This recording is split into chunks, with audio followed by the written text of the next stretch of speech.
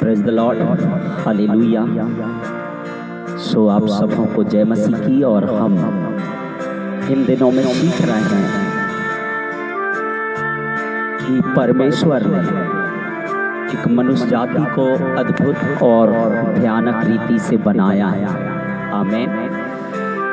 सो हम उस विषय पर जो चल रहे हैं आज हम देखेंगे। जैसे लिखा है भजन संहिता की पुस्तक उसके 139 उसके 13 और 14 में लिखा है, मेरे मन का स्वामी तो तू ही है, तूने मुझे माता के गर्भ में रचा। मैं तेरा धन्यवाद करूंगा इसलिए कि मैं भयानक और अद्भुत रीति से रचा गया हूँ और तेरे काम तो आश्चर्य के हैं और मैं इसे भली भांति जानता हूँ। आमीन। इसलिए मेरे प्रियो, परमेश्वर का वचन जो मुझे और आपसे कहता है कि हम मनुष्य साधारण नहीं, हम अद्भुत और भयानक रीति से रचे, जो कि दुनिया के ऊपर हमारा अधिकार, जीव जंतुओं के ऊपर हमारा अधिकार, हर एक प्राणियों के ऊपर हमारा अधिकार, इस पृथ्वी पर जितने चीजें जो वास करती हैं, जीवित हैं, उनके ऊपर हमारा अधिकार है। आमीन। इसलिए परमेश्वर ने कहा कि तुम अद्भुत और भयानक रीति से बनाए गए। हम जब परमेश्वर के वचन से देखते हैं यिर्मयाह नबी के पुस्तक को, वहां पर परमेश्वर ने एक छोटे से बालक के जीवन में बहुत कुछ बोलता है। आमीन। जैसे लिखा यिर्मयाह पहला अध्याय उसके 1 से उसके 4 और 5 से जब हम पढ़ते हैं, यहाँ लिखा, तब यहोवा का यह वचन मेरे पास पहुंचा, गर्भ में रचने से पहले ही मैंने तुझ पर चित्त लगाया और उत्पन्न होने से पहले ही मैंने तेरा अभिषेक किया और मैंने तुझे जातियों का भविष्यवक्ता ठहराया। 6वें आयत में लिखा, तब मैंने कहा, हाय प्रभु यहोवा, देख मैं तो बोलना भी नहीं जानता क्योंकि मैं लड़का ही हूँ। परंतु यहोवा ने मुझसे कहा, मत कह कि मैं लड़का हूँ, क्योंकि जिस किसी के पास मैं तुझे भेजूं वहां तू जाएगा और जो कुछ मैं तुझे आज्ञा दूं तू वही कहेगा। तू उनके मुख को देखकर मत डरना, क्योंकि तुझे छुड़ाने के लिए मैं तेरे साथ हूँ, यहोवा की यही वाणी। तब यहोवा ने हाथ बढ़ाकर मेरे मुंह को छुआ और यहोवा ने मुझसे कहा, देख मैंने अपने वचन तेरे मुंह में डाल दिया। सुन, मैंने आज के दिन तुझे जातियों और राज्यों पर अधिकारी ठहराया है, उन्हें गिराने और ढहा देने के लिए, नष्ट करने और काट डालने के लिए, या उन्हें बनाने और रोकने। हालेलुया। सो परमेश्वर ने इतनी सारी बातें यहाँ पर मुझसे और आपसे जो कही है, हालेलुया। सो कहने का मतलब है कि परमेश्वर ने मुझे और आपको साधारण नहीं बनाया, परमेश्वर ने मुझे अद्भुत और भयानक बनाया।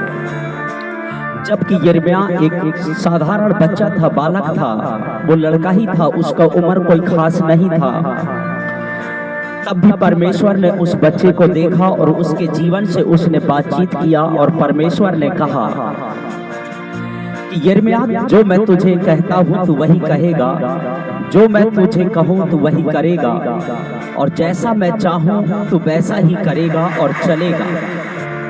इसलिए परमेश्वर ने इन दिनों में संसार की ओर जब दृष्टि करता है और लोगों के अंदर की भावना को देखता है, लोगों के पाप को देखता है, लोगों के श्राप को देखता है, लोगों के चाल चलन को देखता है, लोगों के रहन सहन को देखता है, लोगों के बोलचाल को देखता है, परमेश्वर को लगता है कि क्यों नहीं मैं इनके पास में अपना भविष्यवक्ता को भेजूं और वो उनके पास जाए और उनको बताए, उनको समझाए कि जो कुछ तुम कर रहे हो कहीं ना कहीं पाप कहीं ना कहीं श्राप, जिसके कारण मनुष्य जाति नरक की ओर चला जाता है, जिसके कारण मनुष्य जाति पाप के कारण वो बीमारियों से, शैतान, दुष्ट आत्माओं से नाश होने लगे। परमेश्वर ने अगर अपने लोगों को रखा, वो अपने लोगों के फायदे के लिए नहीं है। परमेश्वर ने अगर रखा है तो वो आपकी जिंदगी, आपका परिवार और आपका भविष्य और आपके जीवन को बचाने के लिए। परंतु लोग उन्हें समझने में नाकाम है, ना समझ, उन्हें समझने का प्रयास नहीं करते। उनको ये लगता है कि ये जातिवाद पे बात करेगा, ये धर्म पे बात करेगा, धर्म के नाम पे बात करेगा। पर मैं आपको बता दूं, ये जाति और धर्म के नाम पर बात नहीं कर रहा। परमेश्वर आपकी जिंदगी को बचाने के लिए बात कर रहा है। जो आज दुनिया झूठ में चल रही है, लूट पे चल रही है, फूट पे चल रही है, घूस पे चल रही है, परमेश्वर कहता है ऐसे ही लोगों की जिंदगी आज नाश हो रही है। चाहे वो नौकरी वाला हो, जॉब वाला हो, बिजनेस वाला हो, व्यापार वाला हो, या फिर वो कोई बड़ा प्रोजेक्ट वाला हो। मैं आपको बता दूं, आज वो खुदा के सामर्थ और खुदा की अगुवाई और खुदा के भय में उनकी जिंदगी नहीं चल रही है। उनकी अगर जिंदगी चल रही है हॉस्पिटल, दवाई, गोलियां, टॉनिक, इंजेक्शन, पैसे कमाए, इतने कमाए कि आज उनको टैक्स भरना पड़ रहा है, और भरना भी चाहिए। मैं टैक्स के खिलाफ नहीं हूं। पैसा इतना है परंतु सुख की रोटी नहीं, आनंद का जीवन नहीं है, खुशियों का परिवार नहीं। जब इनके फोन आते हैं, बेटी ससुराल से बात करती है, पापा कैसे हो? नहीं बेटा अभी तो जी रहा हूं, जैसा है चल रहा है। दवाई खाया पापा? हाँ बेटा खा ली, अभी खाऊंगा टाइम से। बेटी वहां से चिल्लाती है, पापा तू टाइम पे दवाई खाया कर, टाइम पे तू खाना खाया कर, तू अपना सेहत का ज्यादा ख्याल रख। परंतु सेहत तो संभल नहीं रही, दवाइयां सूट नहीं कर रही। कारण यही है कि हमने सच्चाई से अपने कदम को उठाया नहीं, सच्चाई से अपनी कमाई किया नहीं, सच्चाई से हमने कुछ बनाया है। इसलिए परमेश्वर ने कहा कि देख मैं अपने भविष्यवक्ताओं को तुम्हारे पास भेजता हूं, वो तुम्हें बताएगा कि तुम्हारे ऊपर जो बीमारी चल रही है, तुम्हारे परिवार में जो समस्या चल रही है, तुम्हारे बच्चों के जीवन में गड़बड़ियां आ रही है, तुम्हारे बच्चों का भविष्य खराब अगर हो रहा है, तुम्हारे बच्चों का जीवन अगर बर्बाद हो रहा है, परमेश्वर उसके प्रति बात करने के लिए परमेश्वर अपने लोगों को चुना है। परंतु लोग पास्टरों की मजाक करते हैं, पासवानों की कोई इज्जत और कोई वैल्यू नहीं है। केवल संसार में वही एक दास है जो डायरेक्टली परमेश्वर से बात करता है और लोगों के भविष्य के बारे में बताता है। वो कभी चूना लगाने का प्रयास नहीं करता, कभी झूठ बोलने का प्रयास नहीं करता, कभी लूट करने का प्रयास नहीं करता, कभी चोरी करने का प्रयास नहीं करता। वो हमेशा सच्चाई, ईमानदारी और वास्तविक बातों की और आपको लेकर जाता है, उस पर बात करता है। क्योंकि परमेश्वर नहीं चाहता, क्योंकि इससे पहले परमेश्वर ने पृथ्वी को नाश कर चुका। जब नूह के समय में यह पृथ्वी पाप से भर चुकी थी। उस समय में शादी ब्याह हुआ करते थे, उस समय व्यभिचार हुआ करती थी, चोरियां हुआ करते थे, मर्डर हुआ करते थे, लड़ाइयां हुआ करते थे, झगड़े हुआ करते थे, गालियां दिया करते थे, एक दूसरे के कॉलर पकड़ के खींचा करते थे, एक दूसरे के टांग पकड़ के खींचा करते थे, कोई एक दूसरे के सगे नहीं थे। तब परमेश्वर ने उन दिनों में अपने क्रोध को भड़काया और उसने नूह से कहा, नूह इस पृथ्वी पर मैंने दृष्टि डाली बेटा, केवल तू ही धर्मी है, बाकी तो सब कुकर्मी है। सब एक दूसरे के कॉलर पकड़ के खींचने में लगे, सब एक दूसरे के प्रति जलन रखने में लगे। पर मैं तुझसे कहता हूँ कि तू अभी के लोगों से इनको जाकर के चिता दे कि वो मेरी बात को मान ले, नहीं तो ऐसा करूंगा कि मैं पृथ्वी को नाश कर दूंगा। परंतु नूह ने जाकर लोगों को बताया, समझाया, सिखाया, परंतु लोग मानते कहाँ। तब परमेश्वर ने एक बड़ा काम किया। Hallelujah, hallelujah.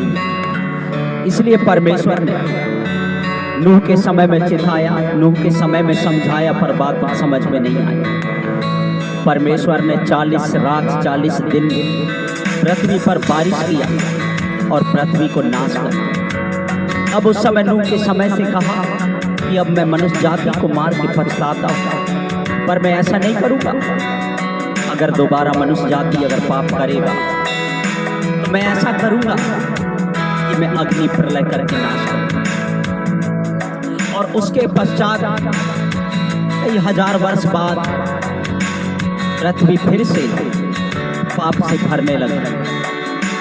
उसके बाद सदोम और अमोरा, ये दो एक ऐसे देश जो बड़े नगर बड़े कस्बा कहलाते हैं, जहां पर अब्राहम का भतीजा लूत रहा करता था।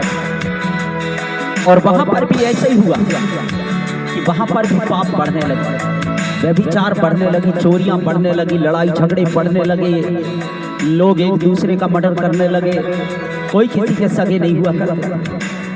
अत्याचार, भ्रष्टाचार, लूटपाट, मार पीट, ईर्षा, डाह, कपट, बैर, ये सारी चीजों से लोग भरने लगे।